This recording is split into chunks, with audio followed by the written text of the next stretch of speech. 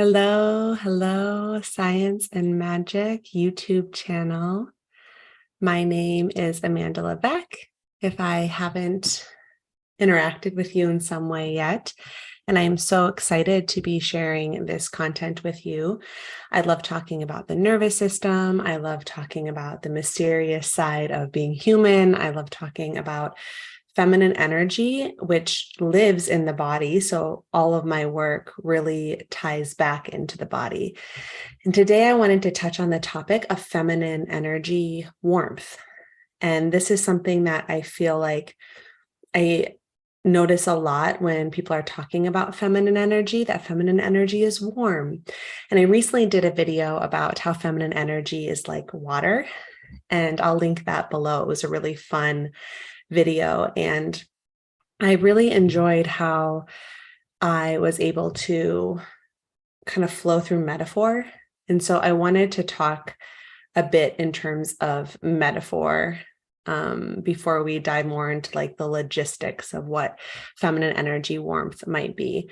So definitely give this video a like if you're tuning in. Say hi in the comments. I love hearing from all of you. I love interacting with all of you. So when thinking of the metaphor of warmth, it's not hot. It's different than hot. Fire is actually more of a masculine trait, but warmth is a bit different. So it was really fun for me to like think about how feminine energy warmth is different from fire, from heat. It's not a bonfire. It's not a spicy food dish. It's not the blazing sun at noon on a beach. Warmth is more subtle. But if you only have coolness and water, and that's a part of feminine energy, then you're missing the warmth. So some examples I came up with, and hopefully like as you're hearing these examples, they ignite a feeling in you. That's the intention, that it's not just in taking this information with the mind and the brain, but that it does something within you that creates a resonance or an embodiment. So the first example, snuggling by a fire on a winter day or on a cold day.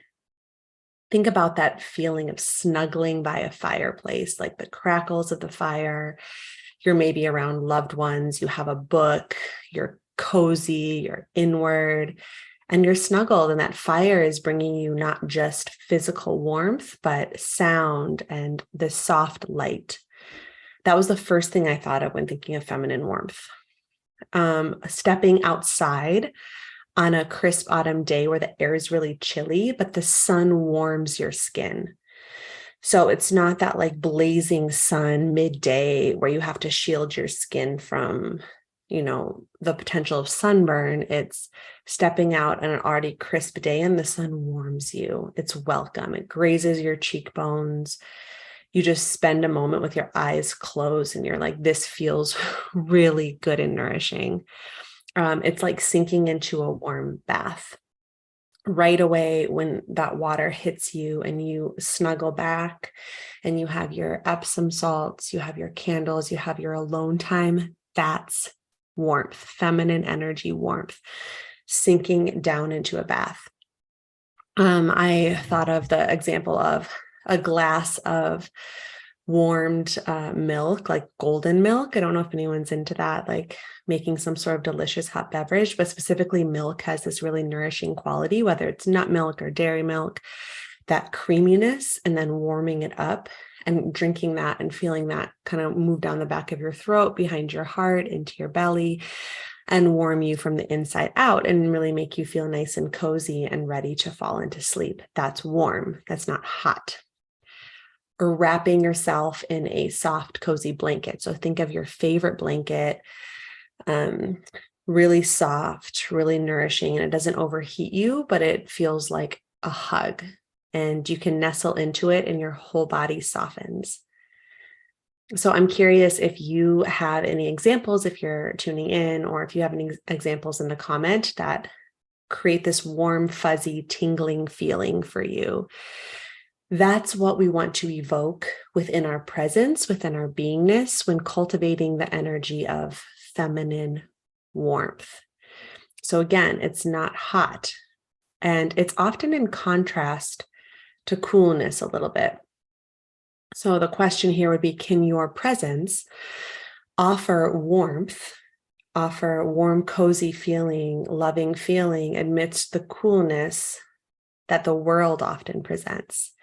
Can you be that safe haven of that warm fireplace? Can you be the soft blanket? Can you evoke the energy of warm sunshine amidst a cold day? I hope this is starting to wake something up in you. I had a lot of fun envisioning these examples. Oh, welcome. Love this topic. Thank you. You're so welcome. I had so much fun contemplating it. I love doing these videos because they help me reflect on my own embodiment of some of these. And I only share when I feel like I have enough of the concept in my body that I can share from a genuine embodied place and not just from my mind. So I thought of three main components that make up the embodiment of feminine warmth.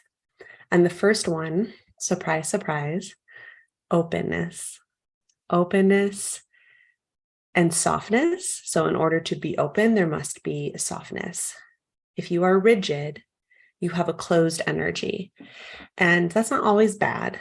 It can be really advantageous depending on what environment you're in or what activity you're doing to have a closed energy, but it's not warm. Warmth has this openness, this inviting in, this I'm opening up, my door and I'm letting you in for dinner. It's not like I'm slamming the door in your face, stay out, I need my alone time. It's an inviting energy. Think ooey gooey melting. You want to feel that in your body, and also in doing that, signal to the nervous system of the person that you're in front of, or the people that you're in front of, or the plants who share space with you even. They feel this relaxed energy too. Our nervous systems are designed to sense each other. That is advantageous. If we were in a community, pre-modern times, and a threat and a predator was around, if one person sensed that predator, their heart rate would increase, their stress hormones would cause their limbs to be rigid, and they would be on alert. And without consciously recognizing that, other nervous systems are designed to sense that fear. But the same thing is true as well. If you feel a sense of safety, if you feel a sense of calmness in your body, if you feel that ooey gooey melting, you can have that impact on the people or the person that you're around.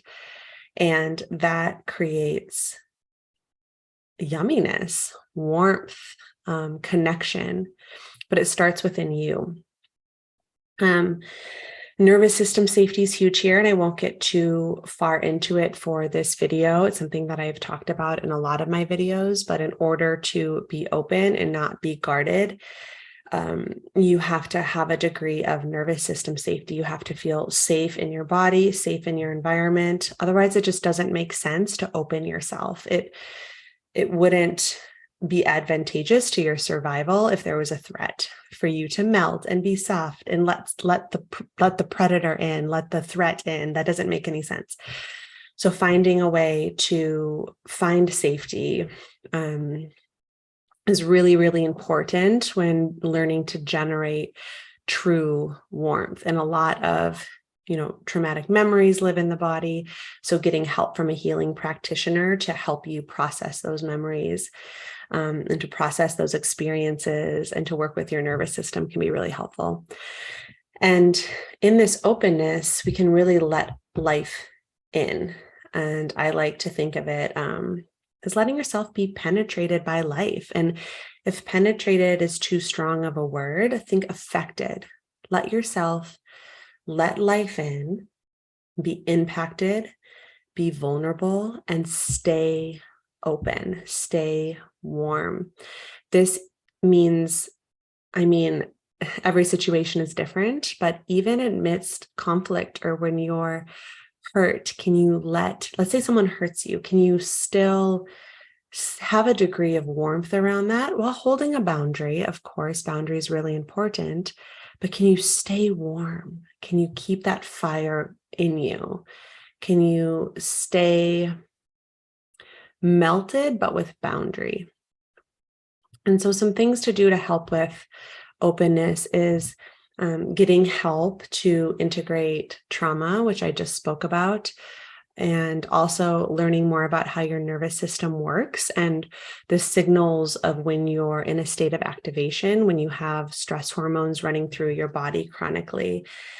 Stress hormones mean that your body is tight, that your limbs are they're kind of clenched, ready to run, ready to fight, ready to meet whatever stressors at hand. And it's not warm, it's closed. So learning about different signals of your nervous system. Also, I think that practicing a style of yoga called yin yoga is amazing.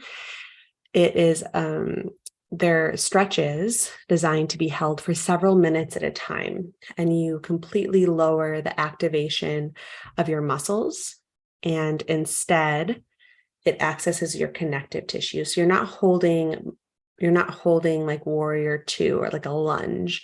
You're holding a passive stretch where you let gravity flow through your body, and as it does, you yield to that and don't do anything and just let yourself melt. And this gets into your joints.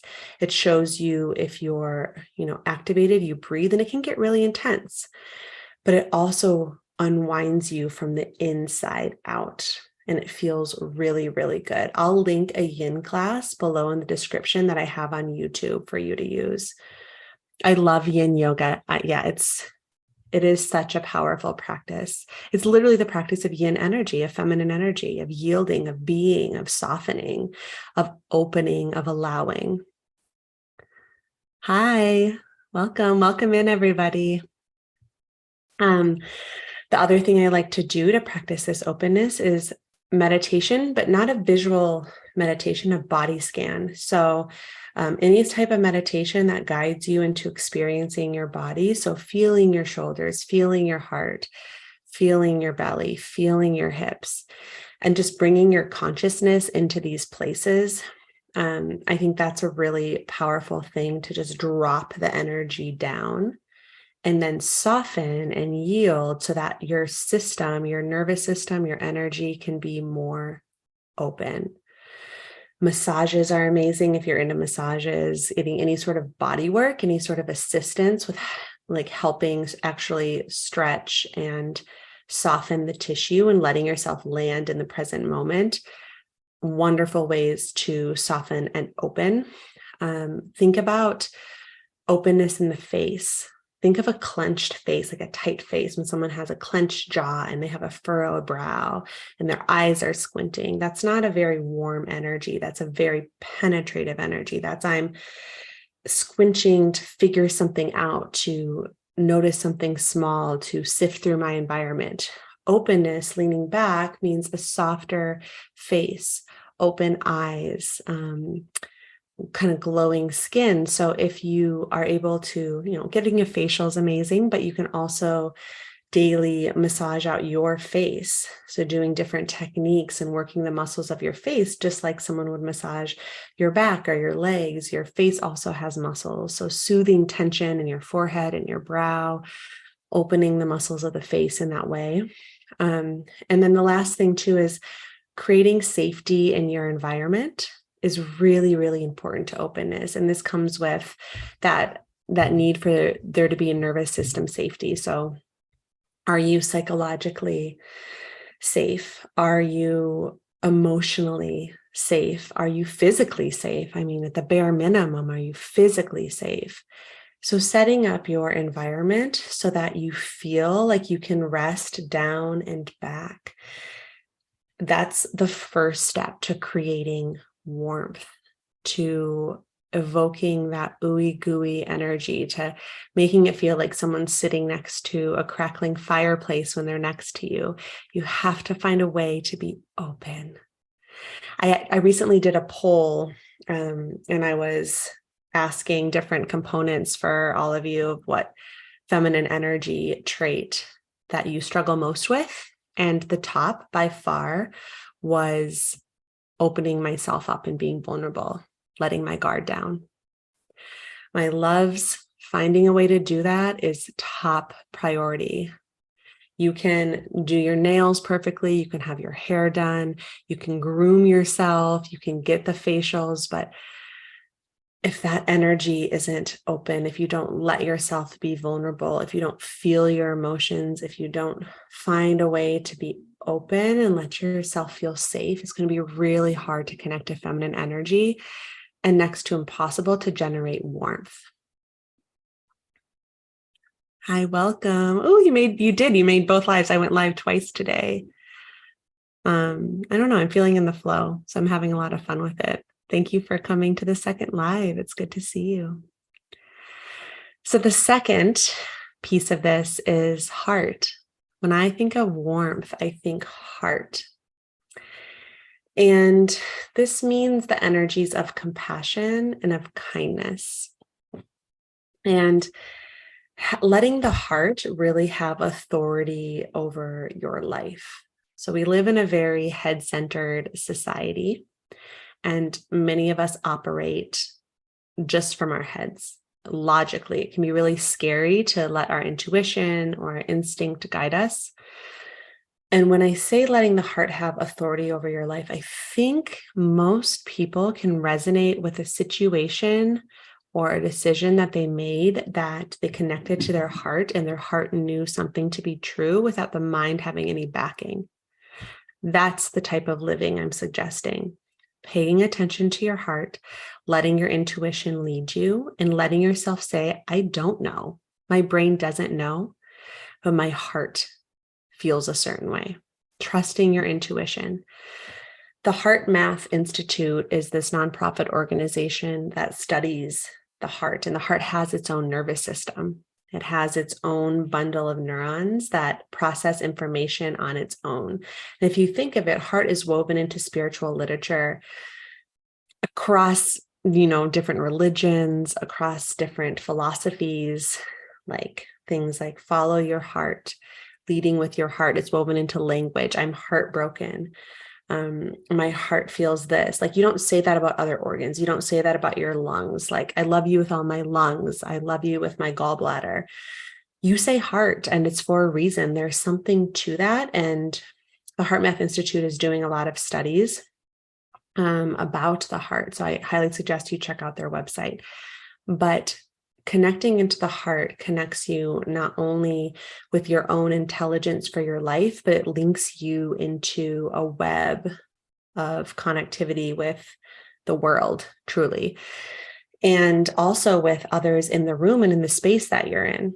So I play with this with myself, and then with my clients, I have them tap into their heart before they do their work, before they give a presentation, before they go into a client session, and they feel the energy of warmth, and the person that they're with responds differently. And so when I say connecting into the heart, it means dropping your attention there and just feeling it. You can do it now. Just notice your heart, just feel it. Drop your awareness there, breathe there, and not just the front of the heart, the back of the heart, the sides of the heart.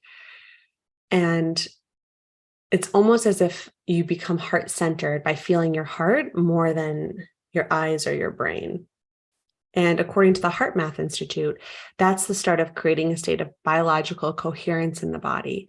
And what I said in the beginning of this video is that if we find a state of coherence in our body, the people around us will feel coherence. So we influence others just by our beingness. That's feminine energy. That's warmth. It's not about what we say, what we do, how we do it. It's about our beingness with whatever we're doing. Yes, I've been learning to trust my heart more and more. Beautiful. It is trusting my heart as I hold my heart necklace. Trusting my heart has been one of the biggest game changers of my life. 100%. Like, picture it, but feel it. So don't just see it. Know that it's there. So feel what sensation you feel when you drop your attention into your heart. Is there fluttering? Is there warmth? Is there tingling? Can you feel your heartbeat? Can you feel your breath in your heart? So instead of getting into that visual, which is more heady, the sensual, the feeling is that feminine energy. So kind of like when you work out and you focus your energy attention on the muscle. Bingo. Exactly. Yes. When you focus your energy attention on the muscle. But think of it as a softer, because when you're working out, you're really focusing on something to get something done. This is more of a resting into. So it's a little bit different quality, but yes, just like that, when you're thinking of a body part. So that's step one. And then over time, living this heart-centered life, you develop this radical and practice this radical love for self. I think self-love is huge when thinking of evoking feminine warmth, because if we can't be warm to ourselves, we are not going to be able to be warm to many other people. I find that a lot of what we project and judge outside of us comes from a judgment within ourselves. And this is just a pattern I've noticed in my life, in my community, in the lives of my clients, that when something rubs us the wrong way within our environment, it can be a powerful practice to turn inward and say, how do I express that? And how can I integrate this? Not banish it, but let it be there, hold it in kindness, and practice self-love. I think this is really, really huge in warmth, in creating warmth. And this creates a genuine sense of compassion for others. So I find that the more that you do this, the less others trigger you, and the easier it is to feel warm around anyone. That's a big ask. I know that, to have warmth regardless of your external environment. I mean, it's not always easy, but it starts with loving self first. It starts with integrating the parts of us that we've banished, that we are ashamed of, that we don't pay attention to, that we have cut away, and saying, you're welcome here. I'm going to love on you. I'm going to hold you. I know that you were trying to protect me. And then once you do that within you, you are able to do that when someone else shows one of their sides that is not the prettiest. Each of us holds the full spectrum of human emotion. It's true. And integrating all these shadows, all these dark spaces, like warmth isn't a conditional thing. If you have the embodiment of warmth, it's warm. It's not like I'm warm only when. It's like you decide to be warm, and you are. You have boundaries. You still protect yourself. You hold your head high. You don't let yourself get walked over. You stay warm though, no matter what. And that warmth comes from forgiveness, compassion for self. It's helped me to be more empathetic towards others, 100%. Yeah, self-love is so powerful. So things that we can do for, establishing more heart would be heart-centered meditations and practices. So I don't think I have one on my album Neurosound that I'll link below, but it's to generate a connection to the heart. You could stretch the tissue around your heart. So do heart opening, like stretches, not just the front of the heart, but the back of the heart, the side of the heart, kind of moving the heart around and opening up some of that tissue. It tends to kind of be clenched and closed, especially if we're suffering from chronic stress, or we're blocking ourselves, or we're scared to be open. And then the Heart Math Institute techniques, which I just spoke about, of dropping the attention into the heart, slowing your breath down in the heart, feeling it, and then generate a genuine sense of appreciation. It sounds corny, but find one thing that you appreciate. If you're having a bad day, that's the most annoying prompt ever, but like, what do you appreciate? Okay, I have a roof over my head. I have food in my fridge. I'm so, so grateful for my bed, that I can go to bed at the end of the night and snuggle into my covers. And you start to, in doing that, generate all sorts of like this cocktail of really good hormones in the body that soften you. Drop attention into the heart when talking with people, work colleagues, if you go on dates and you're trying to really activate your feminine energy, attention in the heart. If you're having a hard conversation with family and friends, heart, pause, get out of the head, get into the heart, breathe into the heart, generate that feeling of warmth, and let the heart lead what you say. Even right now, as I'm sharing this and talking about the heart, I feel really in my heart. And I feel this energy of warmth coming from that place to all of you. And it just comes naturally. You can even play around with the different resonance of your voice. You could speak from the heart, you can speak from the head, you can speak from the gut, and your voice tone changes. It's really interesting. So creating this warm voice tone by speaking from the heart. And the words will just flow in a different way. You'll be calmer.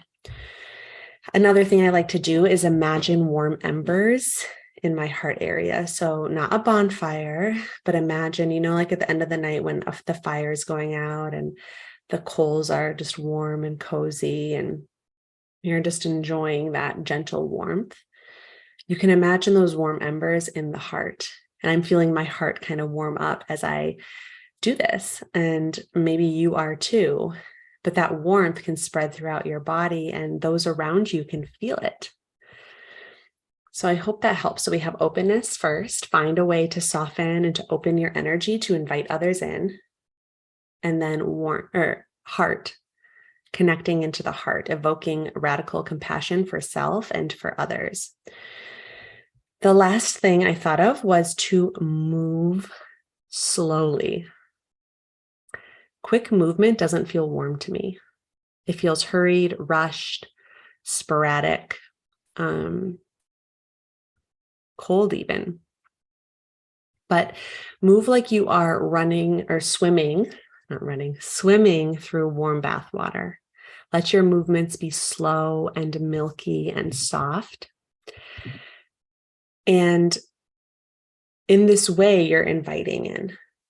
You're not making others brace around you and try to figure out your next movement or become kind of agitated.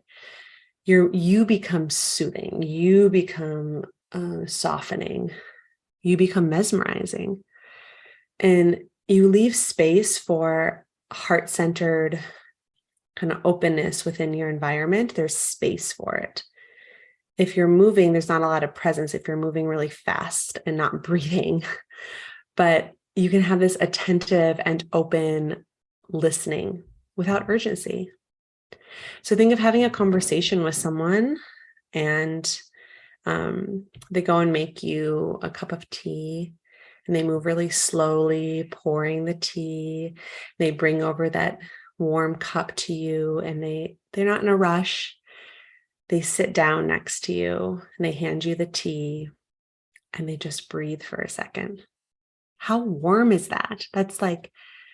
That makes me feel melting versus if they rushed in the door, slammed the cup on the table, poured the tea, barely were breathing, just focused on getting the tea to you, and then got the tea and sat down and you'd be like, whoa.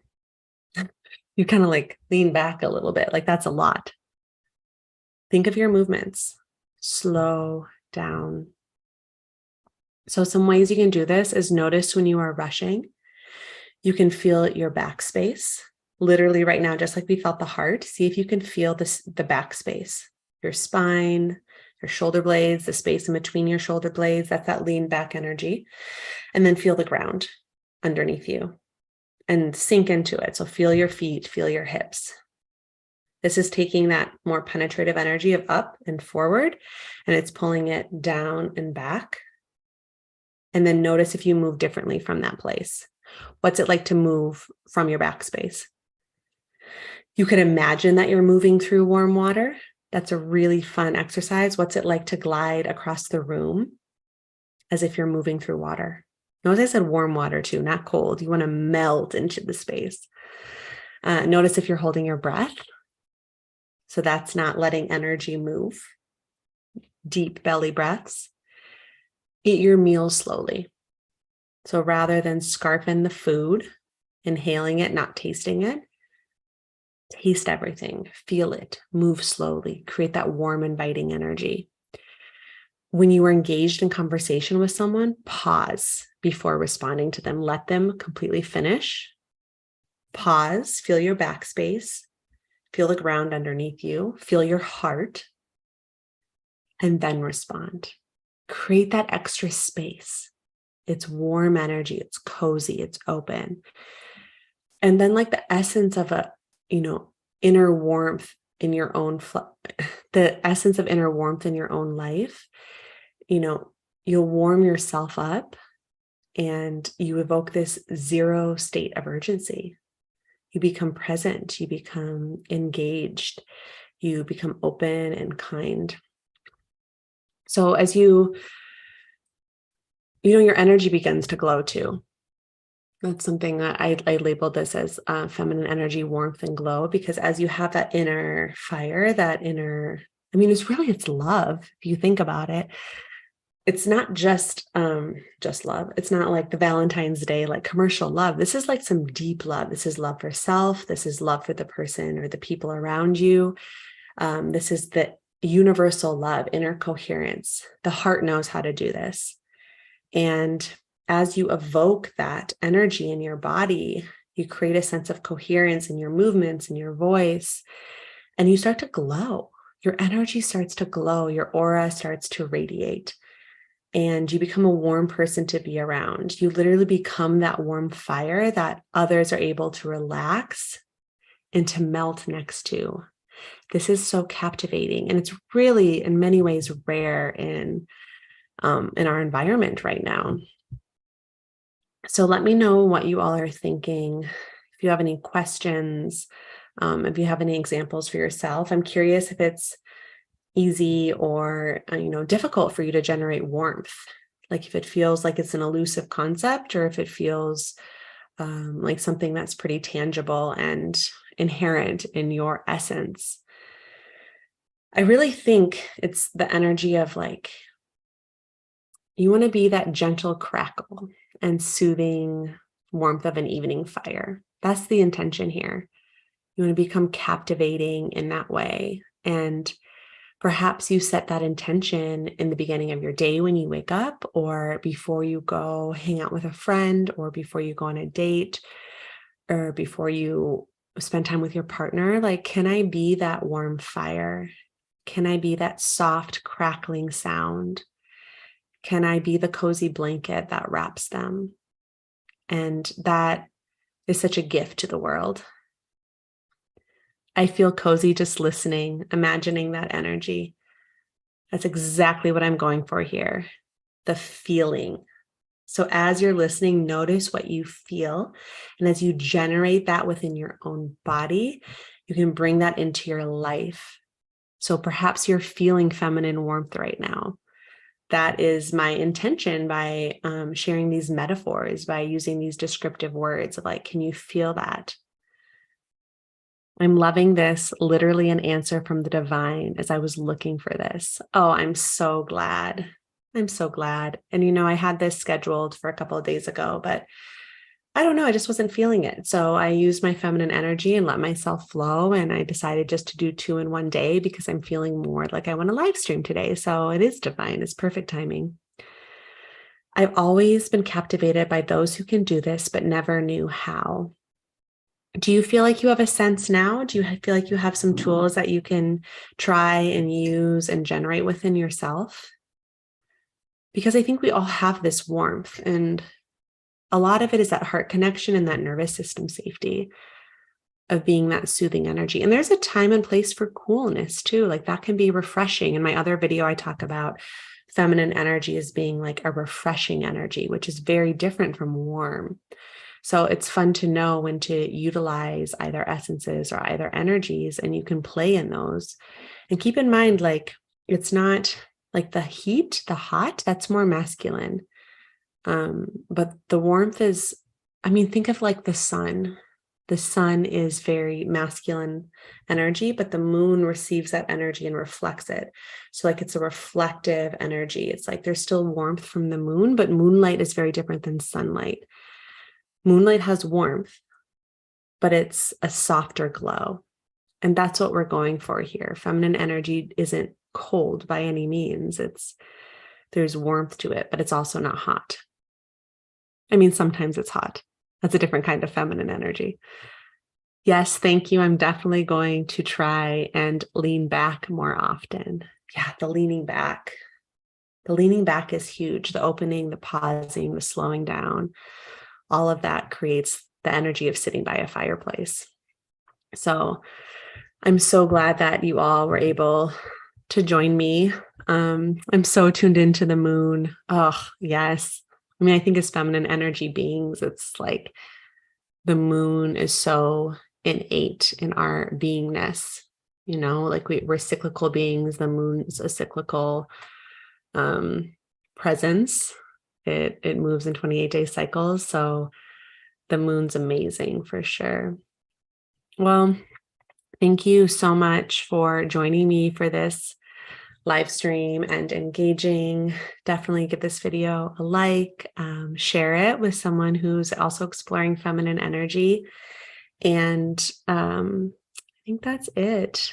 You can reach out to me if you have any questions, leave a comment. If you want to explore what it's like to live in and through the body, I offer coaching. I'll link that below as well. We can do a connection call, and I can just learn a little bit more about you, and you can learn a little bit more about me. So lots of good stuff, but I'll definitely be live streaming again soon. And I hope that you all have such a beautiful, beautiful rest of your day or your evening or wherever you're at. Much love. Bye.